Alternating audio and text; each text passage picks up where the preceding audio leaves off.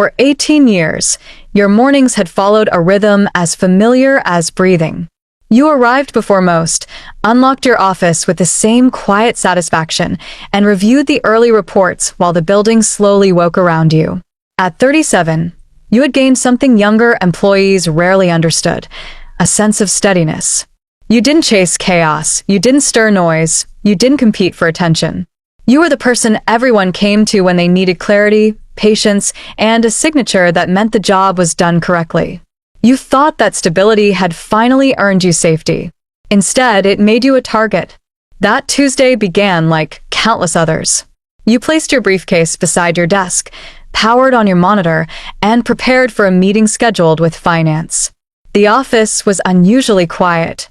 A storm had rolled through the city the night before, and there was that particular stillness that follows heavy rain. You took a sip of coffee and leaned back to reread a contract renewal. That was when the door burst open as if kicked by someone who mistook authority for impact. The CEO's son walked in with sunglasses on, despite the blinds being barely open. He smelled like cologne attempting to bury the trace of last night's whiskey and a lifestyle held together by privilege rather than responsibility. He didn't greet you. He didn't sit. He didn't even remove the sunglasses. Instead, he dropped a folded sheet of paper onto your desk as if he were delivering a parking ticket. He said your attitude was affecting the culture, using a tone copied from a podcast about leadership he likely never finished. His voice carried the artificial confidence of someone who had never been told no. For a moment, you assumed he was joking. He had only been working at the company for 7 months. In those months, he had barely attended a full week without disappearing for strategy sessions at upscale bars where he posed with influencers who didn't know his job title. You let out a small laugh, expecting him to confess that he needed help with a client presentation or wanted your advice on something he didn't understand. But he didn't smile. He didn't blink. He simply slid the letter closer. It was a termination notice, printed with yesterday's date. No cause. No explanation. No warning.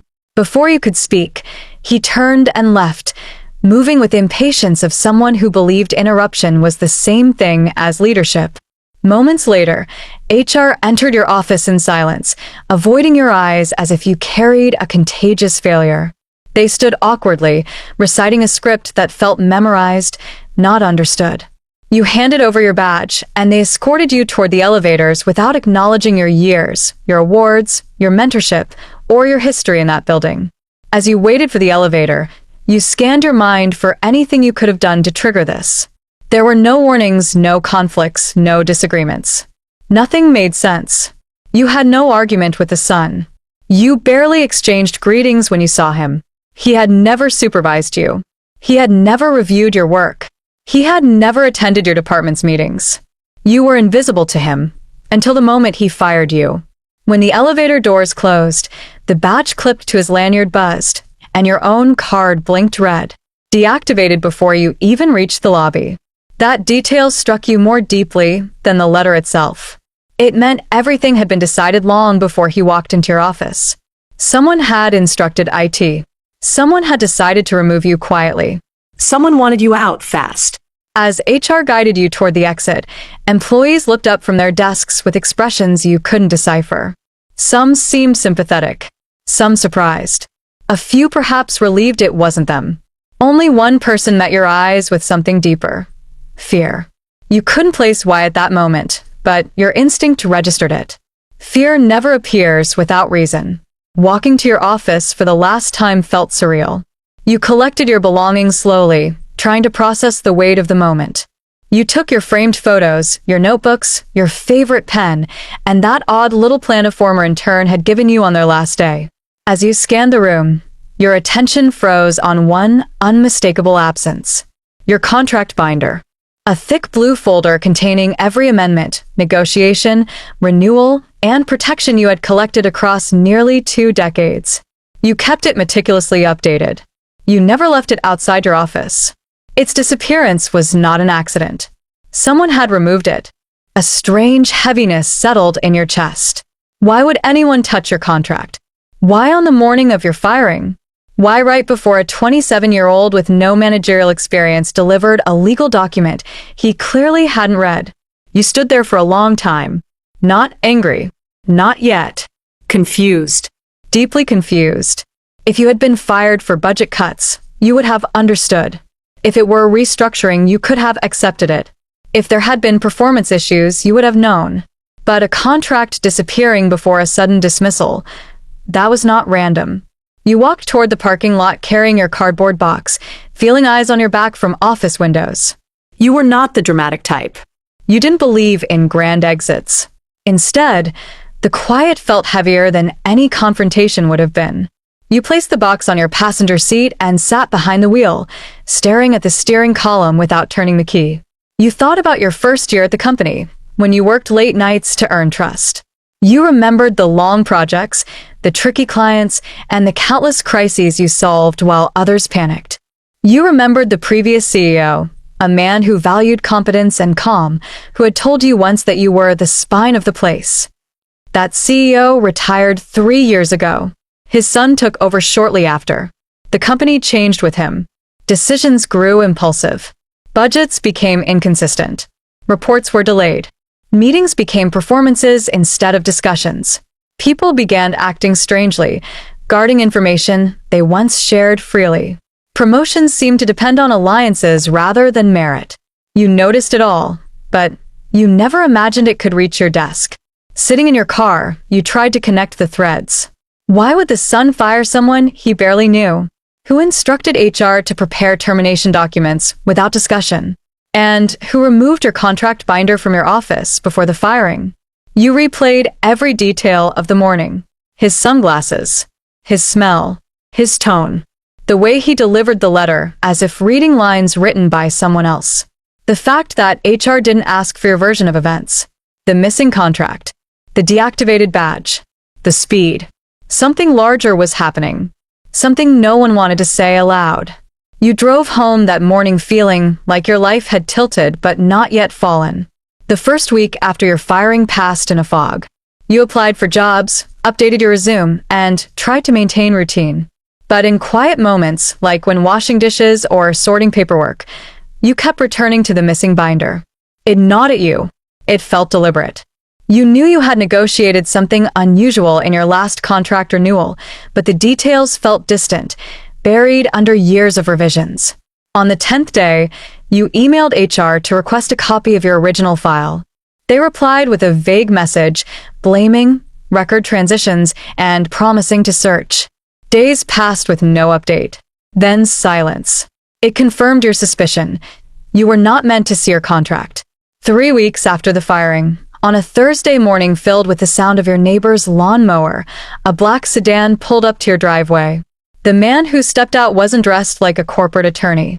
He wasn't a courier. He wore a dark suit, carried a slim leather folder, and introduced himself with credentials that made your breath pause. A federal agent. Not police. Not local regulators.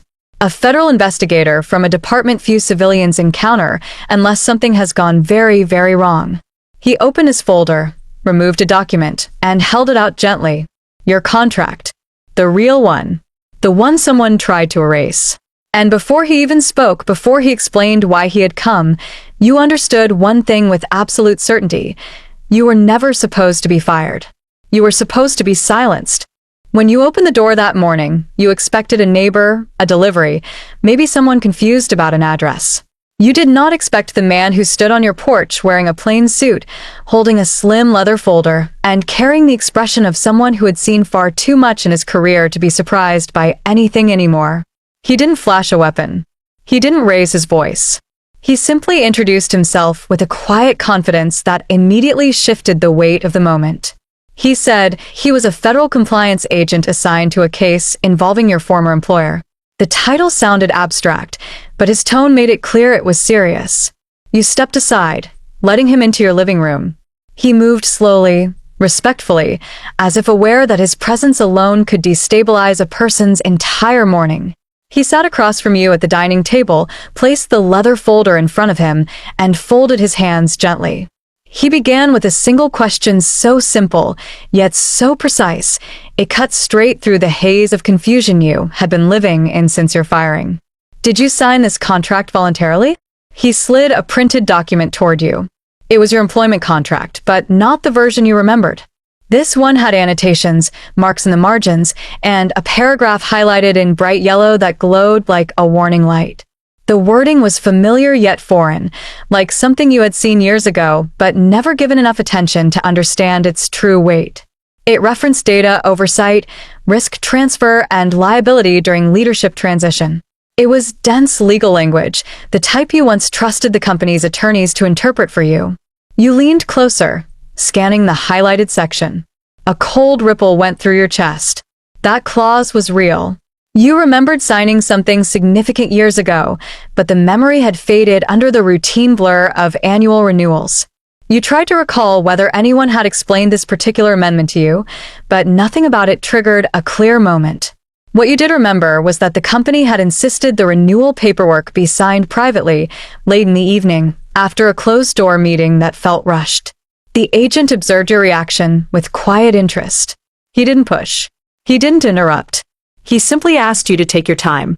When you finally looked up, he asked again, softly, "Did you sign that voluntarily, or were you pressured to accept the terms without explanation?" The question unsettled you. Back then, you hadn't questioned anything. You were loyal. You trusted leadership. You believed stability came from cooperation, not confrontation. The former CEO, the father, had been a man of integrity. When he approved a contract, people didn't feel the need to argue. You had simply signed, trusting that if the company wanted it, it was for a reason. Now, sitting at your dining table, the weight of that trust felt different. You asked the agent what this was about. He opened the folder again and produced a digital scan of your contract on a tablet. The same clause was highlighted. But unlike the printed version, the scanned one included metadata, dates, timestamps, internal signatures, and routing details showing who had reviewed the amendment chain. The CEO's son's name was nowhere on that list. The agent explained that your firing had triggered a compliance review he had been conducting for months. He couldn't reveal all the details, but he said your department, specifically your authorization chain, had been repeatedly referenced in documents under investigation. When you were suddenly dismissed, every responsibility previously tied to your role automatically transferred to the person who approved your termination. That person was the CEO's son. Your heart tightened. You felt the beginning of a realization forming at the edges of your mind. The binder missing from your office. The hurried termination. The deactivated badge. HR refusing to speak. That fearful look from one employee as you left. Every detail that felt random was suddenly part of a larger design. The agent asked you to walk him through your first year at the company. He wanted to know about your hiring process, the bonuses you were promised, the confidentiality agreements you signed, and the secretive tone surrounding certain negotiations early in your career. At first, you struggled to see how any of it mattered. Those memories were from another time, another leadership, another version of the company. Still, you told him everything you remembered. You described the long hiring interviews, the late-night meetings, the confidentiality clauses that felt unusually strict for someone not working in executive strategy. You recalled the onboarding process being rushed due to an urgent project. You explained the non-disclosure extension from your second year, the one HR insisted on pushing through before your first major audit. As you spoke, the agent took notes quietly, occasionally asking you to clarify dates or circumstances. His calmness reminded you of someone assembling a puzzle, one slow piece at a time. Then he asked about the year the company changed CEOs. That question sharpened the atmosphere of the room. You remembered the transition vividly. The former CEO, the founder, had stepped down unexpectedly due to health concerns. The announcement was sudden. People whispered about disagreements inside the board. You recalled an unusual meeting where you were asked to sign an updated confidentiality agreement immediately. No photocopies, no outside review. The meeting had included the old CEO, 2 lawyers you never met again, and a head of HR who left the company shortly after. At the time, you told the agent, you assumed the secrecy was related to protecting the company's intellectual property or shielding sensitive internal changes. You didn't imagine it had anything to do with you directly. The agent listened carefully, then showed you another page of your contract. This section clarified something you had never been told explicitly. If you were ever terminated without a detailed written cause, certain oversight duties, especially those related to data archives, vendor transactions, and compliance reports automatically transferred to the executor of your dismissal. In plain language, firing you improperly made the CEO's son legally responsible for every oversight detail you once managed. It felt surreal. You had spent years being the dependable one, the quiet guardian of processes others didn't fully understand. You assumed your role protected the company. You never imagined your role could endanger someone who didn't even know what your department did. The agent leaned back and asked, "Did anyone ever explain that clause to you?" You shook your head. No one did. He asked whether you had a personal copy of the contract. You told him about the missing binder. He wasn't surprised. He didn't react with anger or shock. He simply wrote something in his notebook, closed the folder, and sighed, not dramatically, but with the resigned patience of a man who had expected exactly that answer. He explained that, during their investigation, they discovered some documents had been accessed, edited, or removed from internal servers days before your termination. They were still determining who was responsible. You felt a knot grow in your stomach. Suddenly, every small detail from your final day came rushing back. The son's attitude, his smirk, the fact that HR refused eye contact, the way your badge deactivated instantly, the missing binder, pieces falling together. The agent continued asking questions about old projects, vendor agreements, situations you once considered routine. As he spoke, you began to remember details you had long forgotten. A manager who always insisted on urgency, without explanation. An invoice from years ago that seemed out of place. A performance review written by someone who barely knew your work. A memo requesting signatures in an oddly rushed manner. Small things you never questioned because questioning them seemed unnecessary at the time. But now, in the agent's presence, those memories felt different. Not harmless. Not routine. Suspicious. Very suspicious. By the time the agent closed his folder and stood to leave, your understanding of everything had shifted. You walked him to the door, still trying to process how your simple loyalty, your quiet dedication, and your 18 years of consistency had somehow become a legal trap for someone who didn't even understand what he had signed. Before he stepped out, he turned back and said something that stayed with you long after the door closed. They fired you without reading the document they forced you to sign years ago. That mistake alone may cost them more than you think. When he left, you remained frozen in the hallway, realizing that your firing wasn't simply an act of arrogance. It was the first visible crack in a structure that was already collapsing. You spent the rest of the afternoon sitting at your dining table, the federal agent's words echoing in your mind like a slow drumbeat. After he left, you opened your laptop and tried to distract yourself with simple tasks, emails, bills, mundane routines, but nothing could pull your thoughts away from the document he showed you. Page 17. A clause buried so deeply in a maze of legal phrasing that even a careful reader might have dismissed it as standard corporate boilerplate. Yet that page was the key to everything. You retrieved a notepad from the kitchen drawer and tried to reconstruct the circumstances around that renewal. It had been years ago, during a period when the company was going through a quiet but intense internal transformation. The old guard was leaving, the new guard was learning to walk, and in that transition, many employees were asked to sign amendments to protect company stability. You remembered the HR director at the time, a serious, thoughtful woman who was fired shortly after, telling you that the document you were signing contained routine updates to your role, nothing more. You had trusted her, and she had seemed trustworthy. She had no reason to mislead you. Whatever was hidden on page 17, you doubted she had placed it there intentionally. The clause itself was deceptively short. No more than 4 sentences. It stated that, in the event of a termination without documented justification or prior corrective action, the responsibilities associated with regulatory oversight, data risk, and documentation accuracy would automatically shift to the executive who authorized the dismissal. The intention, you assumed at the time, was to protect the company from impulsive terminations, particularly during leadership transition periods when emotions could run high and protocols might be ignored. In theory, it was designed to shield the organization, not create chaos. But theory only works when the people in charge understand the rules they inherited. You picked up the printed copy the agent left behind and stared at the highlighted paragraph. It felt unreal that something so simple could be the fulcrum around which the entire situation now turned. It wasn't a dramatic clause. It wasn't a headline-grabbing legal bomb. It was subtle, dangerously subtle.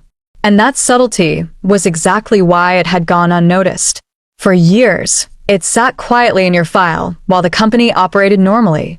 As long as no one fired you impulsively, the clause remained dormant, like a safety lock on a machine no one thought to inspect. But the CEO's son, in his hurry to prove himself, had behaved like someone immune to consequences. He fired you without warning, without consultation, and without legal oversight. He acted like the building was his playground, and every employee was a toy he could discard at will. Now, that arrogance carried a cost. You thought back to the morning he dismissed you, his smug confidence, his dismissive tone, the way he delivered the termination letter almost casually, as if it were a formality he didn't bother to understand. He had believed firing you was a display of power. Instead, it was a display of ignorance. As you contemplated the clause, the agent's question replayed in your mind. Did he know about this clause? You had answered truthfully, no, he did not. But the more you thought about it, the more you realized the question had a second layer. Did the CEO know? That question carried a different weight entirely. You leaned back in your chair and allowed yourself to revisit the final years of the old CEO's tenure. He was strategic, cautious, protective of the company he had built from the ground up. He understood the importance of accountability.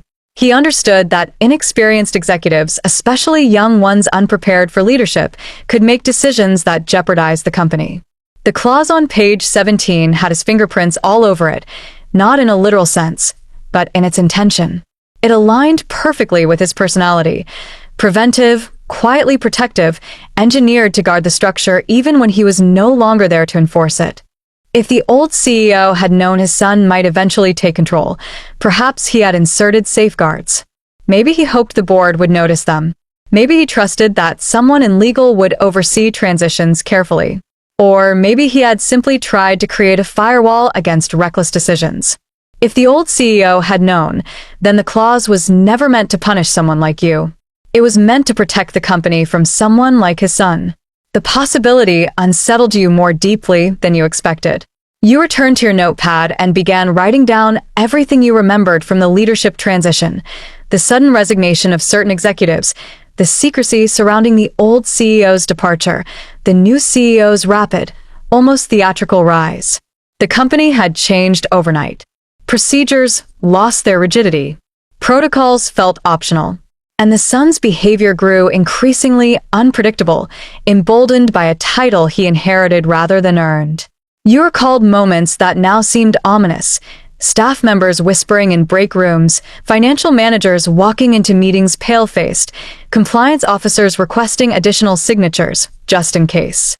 At the time, you assumed these were symptoms of normal change. Now, they felt like warning signs you had ignorantly glanced over. You tried to imagine what the agent's investigation had uncovered. If the clause mattered this much, then something significant must have triggered its relevance. The company must have stumbled into legal territory dangerous enough for federal oversight.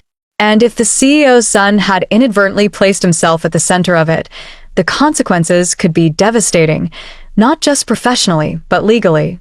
You imagine the son sitting in his corner office, unaware of the storm building around him. He would never expect that firing a long-term employee could tie him personally to regulatory failures and data breaches accumulated over years. You doubted he even knew what a regulatory audit entailed. He saw the company through a lens of lifestyle, not liability. He valued its image more than its structure. The idea that paperwork could hold more power than his last name would be incomprehensible to him. But paperwork, you realized, is the one truth corporate arrogance can never outmaneuver. You stood up from the table and paced the living room, feeling the weight of the situation wrapping around you like a tightening net. The missing contract binder now made sense. Someone had realized what was written on page 17 and wanted to remove any trace of it before your termination. That meant someone inside the company knew the consequences long before the agent arrived at your home. Which led to a question more unsettling than all the others. Who removed the binder? The son was careless, but he wasn't strategic. He would not have thought to search for a physical contract hidden in the back of a locked drawer. HR? Legal? Someone aware of the clause but unable to prevent the son's impulsive decision? Someone trying to erase evidence before you noticed? You sat back down and took a long breath. The situation no longer felt like an isolated mistake. It felt like a coordinated maneuver, a desperate one, executed too late. Suddenly, a memory surfaced. A few weeks before your firing, the CEO had walked past your office, barely glancing your way. It was unusual. He typically greeted you, even if briefly. That day, he looked distracted, his expression tense. You dismissed it then, but now it felt connected, like a moment that had been quietly signaling what was coming. If the CEO had known about the clause, he must have realized the catastrophe his son triggered. And if he knew, then he was likely scrambling behind the scenes, searching for a way to contain the fallout. But without the contract binder, without your awareness, without your cooperation, there was little he could do. The son's mistake wasn't firing you. The son's mistake was firing you without reading the rules. You folded the printed document and placed it carefully inside a separate folder. It was no longer merely a piece of paper. It was leverage. It was history. It was evidence. It was the fulcrum on which an entire investigation might pivot.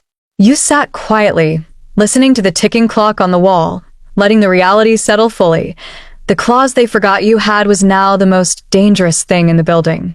And the CEO's son, the man who believed firing you proved his power, was about to discover what real responsibility feels like. The federal agent returned to the company the day after speaking with you, carrying the same leather folder and the same calm determination. But inside the building, his presence was anything but calm. Words spread silently through the hallways. Employees who used to greet each other with small talk now whispered in tight circles or avoided eye contact entirely. Something heavy had settled over the office like a storm cloud that refused to move. His first stop was the compliance department. The agent's questions were straightforward, but the reactions were not. The compliance officers, normally confident professionals known for their meticulousness, looked rattled. They stumbled through explanations they once delivered with ease. Their answers were vague, overly rehearsed, or contradictory. When the agent asked for documentation of past audits, several folders were still being located, and others were under revision for accuracy. Their discomfort was visible. People who had built careers on certainty were suddenly terrified of their own files. Meanwhile, the CEO refused to meet the agent entirely. He sent messages through intermediaries, claiming to be unavailable due to critical board responsibilities. But inside the building, employees could see him walking briskly from office to office, face pale, movement stiff, avoiding the federal agent like a man avoiding a doctor holding test results. He hid behind the thin excuse of scheduling conflicts, yet he made no effort to reschedule. A leader who once commanded a room now avoided even stepping into the hallway when the agent approached. And the CEO's son, the one who fired you, vanished almost completely. He barricaded himself in his office, blinds drawn, door locked. His assistant claimed he was on calls, but no one heard his voice through the walls. Some employees said he hadn't left for lunch. Others insisted he was sneaking out through the side staircase to avoid the main floor entirely. His bravado evaporated the moment accountability walked through the door, wearing a federal badge. The man who strutted through the building with forced authority now trembled at the quiet footsteps of a real investigator. Slowly, piece by piece, the agent began to unravel the truth. It started with invoices, stacks of them. Some were unsigned. Others were missing supporting documents. Several contained amounts that didn't match internal records. A handful were linked to vendors that did not appear in any legitimate business registry. Some of these invoices had been routed through your department, not because you approved them, but because someone in operations had quietly attached your name to oversight fields in the system. The agent found digital traces, metadata showing when your credentials were used to validate, expenses at times when you were not even in the building. You had become a ghost signature, an invisible shield used to push questionable transactions through the system. The next discovery came from the budget approval logs. The agent noticed that certain approvals had bypassed the mandatory financial software. Instead of being reviewed through the established platform, they were fast-tracked through internal exceptions, supposedly for urgent operational needs. These exceptions had been rare under the previous CEO, but once his son took over, they multiplied. Some approvals were done late at night. Others were signed off by junior employees who should never have had that authority. And several approvals referenced your department's oversight, even though you had never seen them. This pattern raised an alarming question. Why was your department being used to legitimize shortcuts? Then came the offshore contracts. The agent discovered renewed agreements with vendors located in jurisdictions notorious for loose regulations. These contracts were renewed automatically through a template system, yet no one in procurement recognized the vendors. Some had names suspiciously similar to legitimate companies, as if someone had copied the format but altered it just enough to appear authentic. Others had financial terms that made no sense. Monthly fees for data insurance services that the company had no record of using, subscriptions that charged fees in currencies the company never operated with, and renewal dates timed to coincide with the leadership transition. Every one of these offshore contracts listed your department as the originating reviewer. It was a lie, a strategic one. Someone wanted the paper trail to point toward your office without your knowledge. As the agent connected these patterns, employees began to panic. Small conversations in the break room grew into trembling confessions delivered behind closed doors. A junior accountant admitted she had been told to push through transactions that lacked full documentation. A compliance analyst confessed he had once questioned a suspicious invoice only to be told by the CEO's son to focus on team spirit, not paperwork. A procurement manager revealed she had received threats about slowing down innovation whenever she raised concerns. The picture becoming clearer was not one of isolated mistakes. It was a system of shortcuts and concealment. It was a structure built on the assumption that no one would ever look too closely. And for years, you unknowingly became the protective umbrella shielding those shortcuts. Because you were meticulous. Because you were trusted.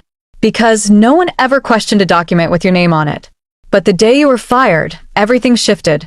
When the CEO's son dismissed you, he didn't realize he was severing the only barrier standing between his department and direct liability.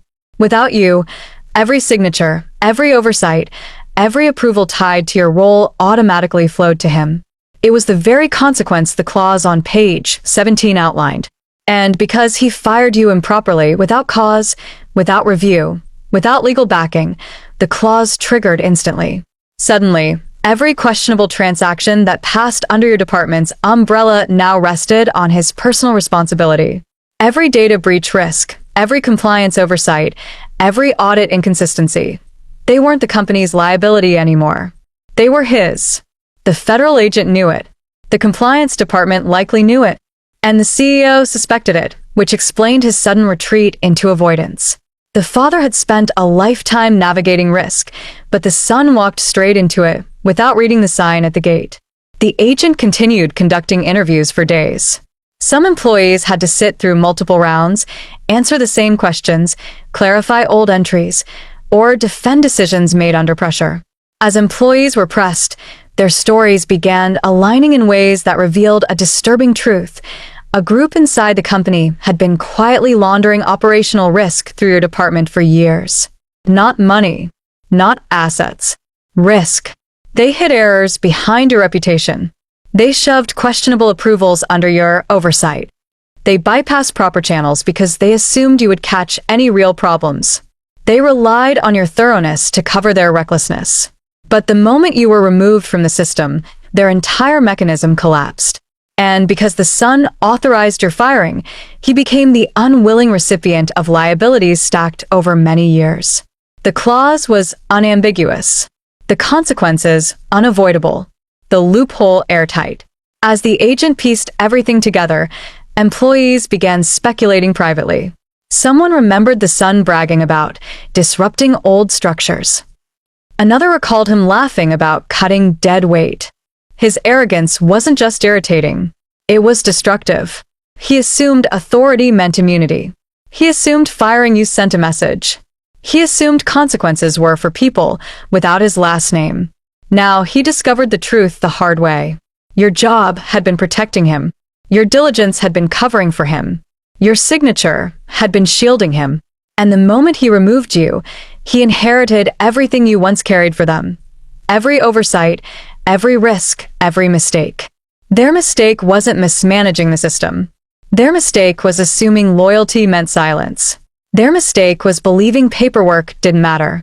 But most of all, their mistake, fatal and irreversible, was making their own son the legal sinkhole for years of their concealed incompetence. A storm was coming for them. And for the first time, you weren't the one standing in its way. The federal agency did not rush its report. Compliance investigations rarely move quickly, and this one progressed with the slow, deliberate precision of an institution that understands the power of timing. Over several weeks, the agent interviewed nearly every department, cross-checked months of approvals, examined old audits, and mapped the organizational structure. By the time his report reached the boardroom, the damage wasn't merely visible, it was irreversible. The board members gathered on a Thursday morning in the company's executive conference room, a place designed for confidence and quiet power. Dark wood panels, frosted glass, a long table that seemed built to intimidate anyone seated at the far end. They expected a procedural update. They expected a summary they could dismiss with a few strategic comments. They did not expect the storm that was about to enter with a single man carrying a leather folder. As the federal agent walked in, the room fell silent. Board members adjusted their glasses, straightened their jackets, and exchanged uneasy glances. Even before he spoke, they sensed something was wrong. A federal presence inside a company rarely meant anything routine. He began without theatrics. No raised voice. No dramatic pauses. Just the calm, steady tone of someone presenting facts that could not be negotiated. He explained that the investigation had uncovered inconsistencies in financial documentation, contract renewals with suspicious vendors, missing audit trails, and a sequence of approvals that bypassed required software controls. Each issue, on its own, was concerning. Together, they formed evidence of systemic mismanagement. At first, the board listened with polite interest. They believed the problems, whatever they were, could be attributed to a middle manager or a subcontractor. Companies often survived that kind of turbulence. But then the agent placed a printed copy of your contract at the center of the table, and everything changed. He pointed to page 17, the clause they had all forgotten, the same one the CEO's father had quietly inserted years earlier. The room stiffened. A few leaned forward, trying to read the highlighted text. Others sank back, sensing where this was heading.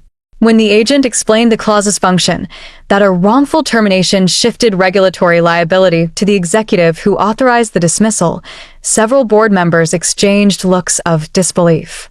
The agent continued, explaining that because your firing lacked documented cause, lacked HR review, and lacked legal oversight, the clause had triggered automatically.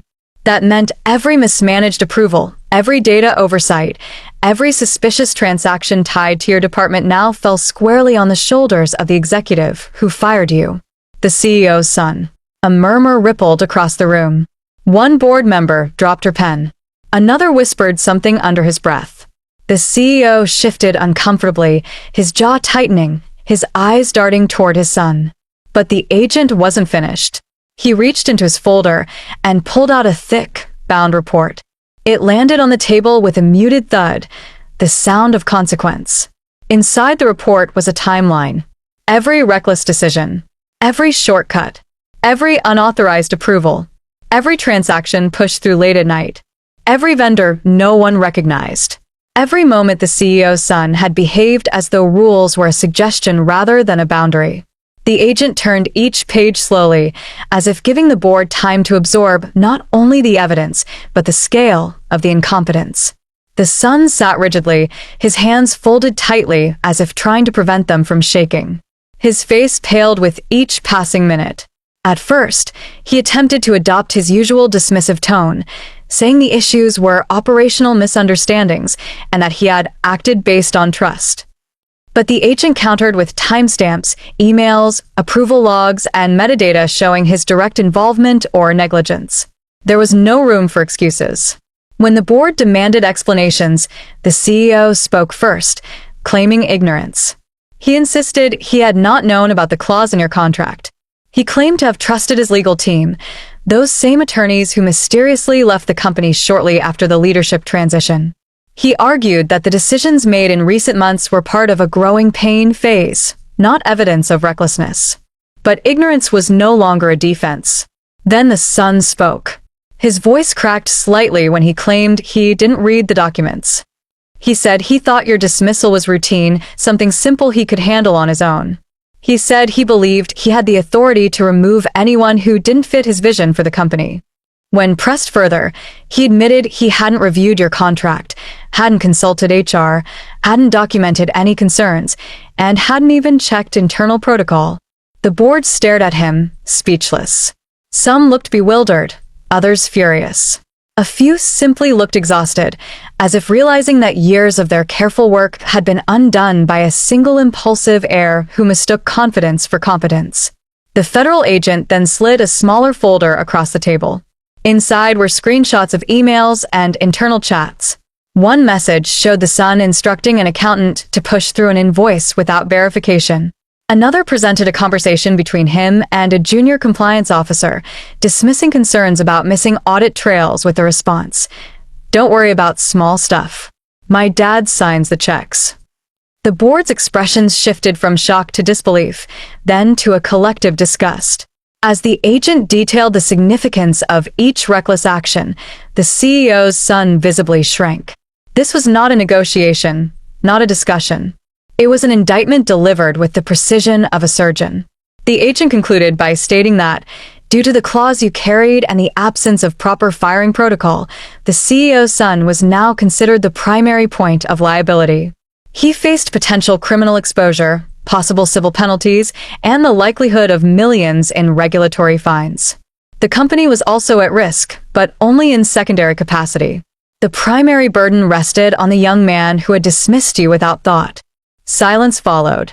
A long, heavy silence that stretched across the entire table. Finally, one board member spoke. "How many people knew about this clause?" she asked, her voice trembling slightly. The agent answered simply, "Not enough." Another leaned forward. "How did this happen?" he asked.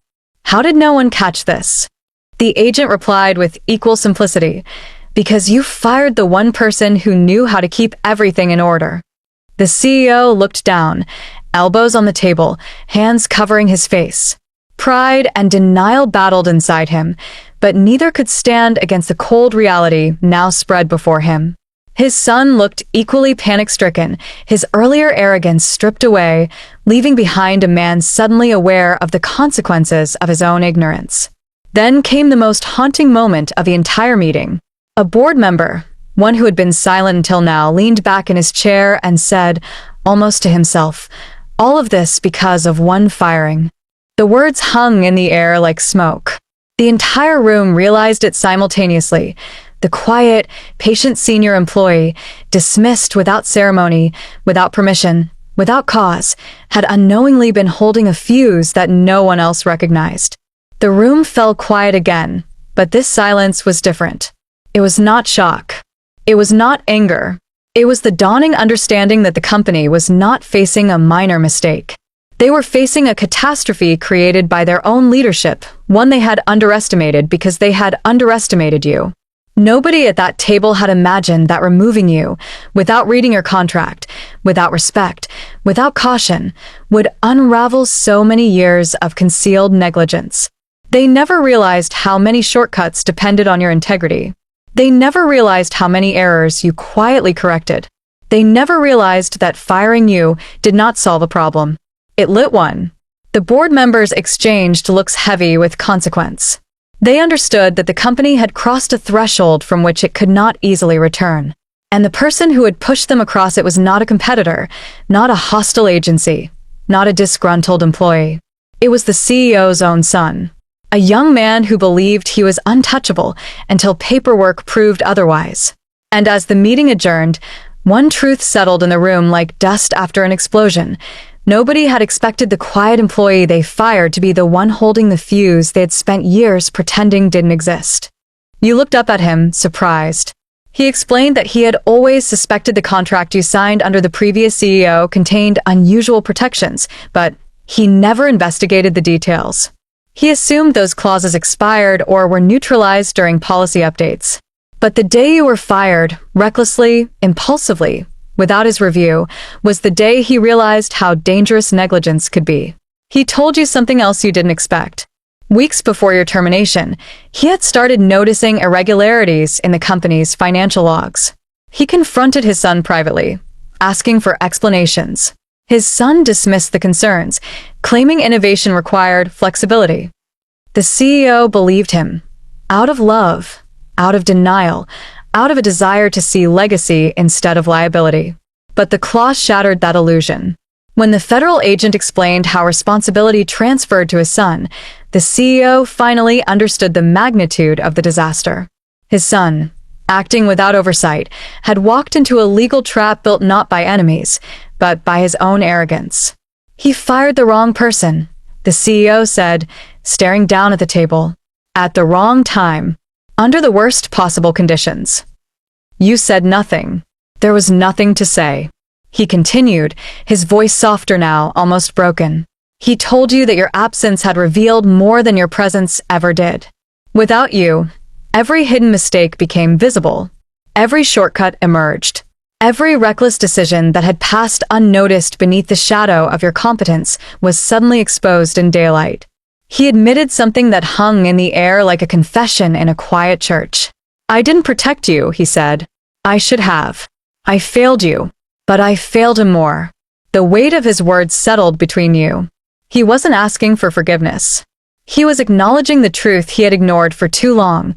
Leadership is not inherited. It is earned. And his son had earned nothing but the consequences, now crashing toward him. You looked at the CEO and realized something important. His fear wasn't about losing the company. It wasn't about fines or public image or the board. His fear was deeper. He had built the company with pride, imagining his son would carry the torch into the next era. Instead, the torch had burned everything in its path. As the meeting ended, the CEO stood slowly, thanked you again, and apologized once more. Not for the firing, not for the investigation, but for allowing arrogance to replace judgment. He left the cafe with shoulders bent under a weight far heavier than professional failure. You watched him walk away, knowing the truth. You didn't destroy his son. You didn't even try. His son destroyed himself the moment he thought power was louder than paperwork. The morning after your meeting with the CEO, your phone began ringing before sunrise. At first, you ignored it, assuming it was another recruiter or perhaps a misdial. But when the third call came from an unfamiliar number with the company's area code, you answered out of curiosity more than concern. The voice on the other end was one you recognized immediately. The company's head of legal, a man who hadn't spoken to you once in your entire 18 years there. He sounded polite. Too polite. His tone carried the kind of strained warmth people use when they are terrified of offending the person holding their future in their hands. He said the company wanted to open a conversation with you. He didn't call it a negotiation. He didn't call it reconciliation. He used the word conversation, as if the past weeks had been a minor misunderstanding and not a corporate implosion.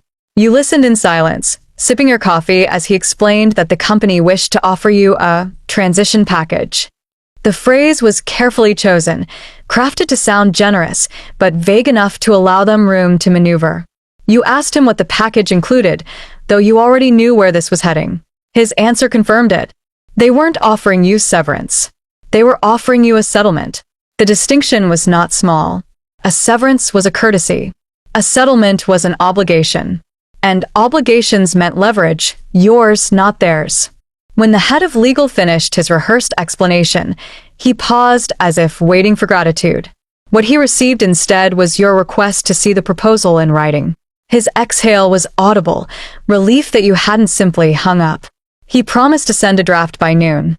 You ended the call and leaned back in your chair, processing the shift.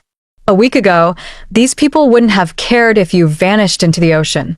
Today, they were scrambling to secure your cooperation before the federal agent returned with the next round of findings. By 11:30, the draft arrived. You scanned the email slowly, intentionally, refusing to let your emotions, still raw from the humiliation of your firing, cloud your judgment. The document was long, filled with carefully constructed clauses meant to soothe you, protect them, and obscure the truth that they needed you far more than they were willing to admit. The amount they offered was substantial, more than most employees could hope to see in a decade of loyal service. But you recognized the tactic immediately. They were trying to buy quiet. They were trying to regain control.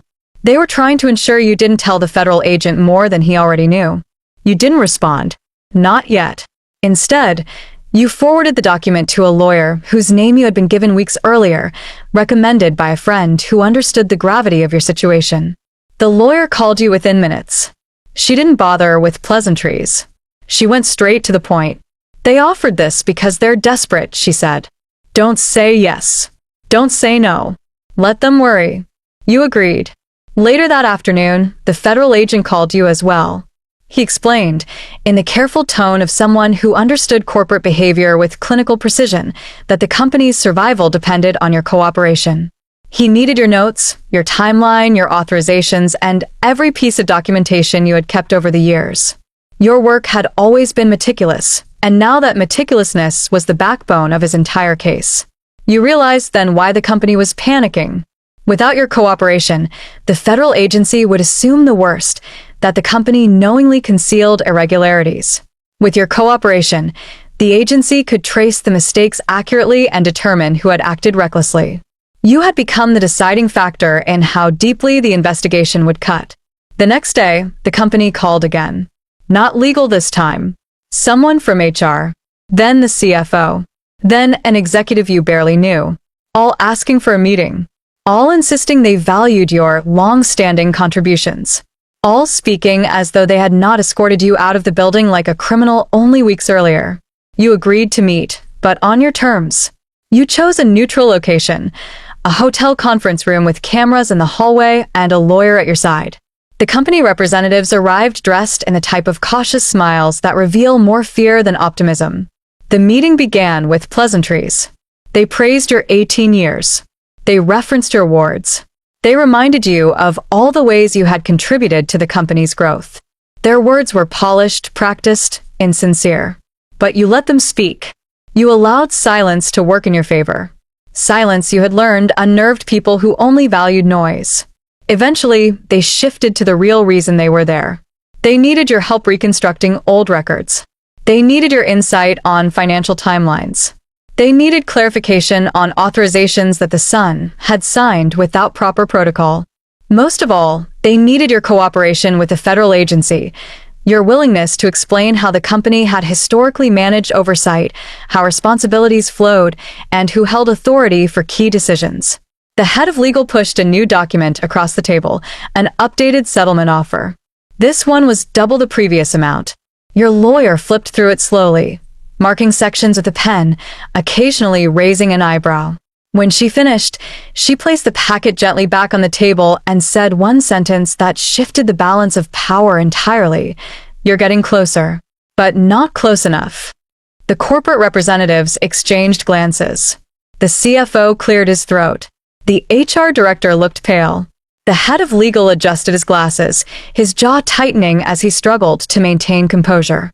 You said nothing. You didn't need to. The next offer came 2 days later. Triple the original amount. Followed by another meeting request. Then another message asking for a collaborative partnership during the investigation. Then a phone call from a senior board member who had never acknowledged your existence before the investigation began. Suddenly, you were their long-standing partner. Their trusted advisor. Their institutional memory. Their essential collaborator. You could practically feel the fear in their voices. The fear of losing control. The fear of legal exposure. The fear of discovering how much responsibility had been dumped into your lap without your knowledge, and how much sharper your memory was than they hoped.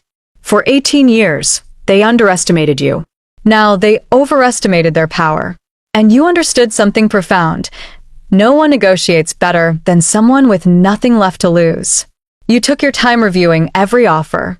You countered calmly, professionally, without anger. You didn't shout. You didn't argue. You didn't even rush. You let them sweat. Every number they offered doubled again. Because they finally understood the truth. You didn't need them. They needed you to survive. Their entire legal defense rested on your willingness to explain the structure they had spent years ignoring. Without you, the timeline collapsed. Without you, the sun looked guilty of intentional wrongdoing. Without your clarity, the federal investigation had no reason to separate negligence from criminal intent. And they knew it. One evening, after a day filled with negotiation calls, you sat at your kitchen table and realized how drastically the situation had turned. Weeks earlier, they treated you like a disposable asset. Now, they treated you like the hinge upon which their future depended. Your leverage wasn't loud. It wasn't dramatic. It wasn't even something you sought. It simply existed because you had done your job with integrity while they had not. As the federal agent continued building his case, the company continued raising their offers. Each proposal came dressed in legal language, polished promises, and a level of desperation they could barely hide. You reviewed each one carefully, and for the first time in your entire career, you felt something you had never felt inside that corporate building. Power. Real power. Not rank. Not title. Power earned through truth and patience. You didn't ask for revenge. You didn't seek chaos. But the universe had handed you leverage, calm, quiet, undeniable leverage. And for the first time in 18 years, you were the one deciding how much your work was truly worth. The final meeting took place on a Tuesday morning, fittingly the same day of the week you were fired. Except this time, instead of being escorted out by HR with a cardboard box, you were invited into the boardroom with a level of deference usually reserved for consultants charging astronomical fees. The difference in the room's atmosphere was unmistakable. No one looked down at their phones. No one pretended you weren't there. Every chair faced you. Every pair of eyes followed your movements. Every breath held a tension that had nothing to do with authority and everything to do with survival. The head of legal sat at the center of the table, flanked by the CFO and 2 board members. The CEO was there as well, shoulders drawn inward, the arrogance stripped from him like a layer of old paint. His face, once composed and authoritative, now carried the expression of someone who had aged 10 years in 3 weeks. His son sat 2 chairs away, pale and silent, a shadow of the man who once stormed into your office and fired you without reading a single document. The head of legal opened the meeting with a rehearsed script, but the cracks showed. His voice wavered. His throat tightened. When he slid the final settlement packet toward you, his fingers trembled slightly. You did not rush to pick it up. You let it sit on the polished table, a silent reminder of how drastically the balance of power had shifted. Your lawyer sat beside you, confident and composed. She didn't need to say anything. Her presence alone was enough to remind the board that this meeting wasn't a negotiation, it was a conclusion. After 18 years of loyalty, patience, and quiet confidence, you had learned something many people don't realize until they're older. Power doesn't always show itself when you're winning. Sometimes it reveals itself only when others try to erase you. The head of legal walked through the settlement details. He highlighted the financial compensation, the legal indemnities, the cooperation terms, the confidentiality provisions, and the company's acceptance of full responsibility for the mishandling of your termination. He explained each clause carefully, unsure whether you would approve or push for more. The CFO glanced at you nervously every few minutes, as though bracing for an explosion. There was no explosion. You nodded calmly, turned each page with deliberate care, and read every line. No rushing, no emotional displays, no performance. You understood that silence, used properly, is more powerful than shouting. It forces others to sit with the discomfort they created. When you finished reading, you picked up the pen. Not dramatically, not slowly, just with composure. You signed your name with steady handwriting, the same signature you had used on thousands of documents during your career. Except this time, the signature didn't simply complete a process, it closed a chapter. As soon as you signed, the head of legal exhaled with visible relief. The CFO sank back into his chair. The CEO lowered his eyes. His son closed his in resignation. The board members exchanged glances, some grateful, some defeated. You slid the signed pages back across the table and began gathering your belongings. No one interrupted you. No one tried to add final words. No one attempted to explain that the situation had been a misunderstanding. They all understood this moment belonged to you, not to them. You stood, thanked the board for their time, professionally, without bitterness, and walked out of the room without raising your voice, without anger, without triumph. Not because you were trying to be noble, but because adulthood, particularly after the age of 35, teaches you something essential. Not every victory requires noise. Some victories are powerful precisely because they are silent. As you walked down the hallway, memories of your career drifted through your mind. The late nights, the younger employees you mentored, the crises you solved before anyone knew they were crises, the loyalty you gave without question, the confidence others placed in your steadiness. At every stage, you did your work with integrity, believing that effort and consistency mattered. You weren't wrong. They mattered, not just in building a career, but in exposing the people who believed they were above consequence. When you reached the elevator, an employee you barely knew stepped aside to let you through. He gave you a nod, not of pity, not of curiosity, but of respect. It was a subtle gesture, but it meant more than anything the board had said. It reminded you that even in environments poisoned by arrogance, there are always people silently observing who deserves dignity and who deserves downfall. Outside the building, the air felt different. You stopped for a moment, feeling the sun on your face, sensing the weight leaving your shoulders. You didn't feel victorious. You didn't feel vindictive. You felt something far rarer, clarity. Over the next few days, as the federal investigation moved toward its next phase, you received calls from colleagues who had heard whispers of the meeting. Some congratulated you quietly. Others confessed their regret for not defending you sooner. A few admitted they were terrified of what the investigation might uncover next. You listened politely, offering reassurance where you could, but keeping your distance. Not out of resentment, but because something inside you had shifted. You had crossed a threshold. You were no longer the employee who stayed late to fix someone else's mistake. You were no longer the dependable foundation of a flawed structure.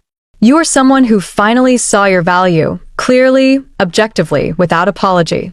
People over 35 often learn this truth only after a crisis. Power is not shouting.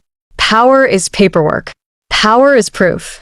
Your contract, forgotten by everyone except the federal agent, had become the silent witness to every reckless decision the CEO's son had made. The clause buried on page 17, the clause the old CEO had likely inserted as a safeguard, was the very thing that protected you when arrogance tried to erase your role. Power is not noise. Power is the document they didn't bother to read. Power is the rule they assumed didn't apply to them. Power is the patience of someone who knows the truth will eventually surface, even if others try to bury it. You didn't destroy them. Their own ignorance did. All you did was keep the receipts. Receipts written in 18 years of careful work. Receipts documented in emails and approvals.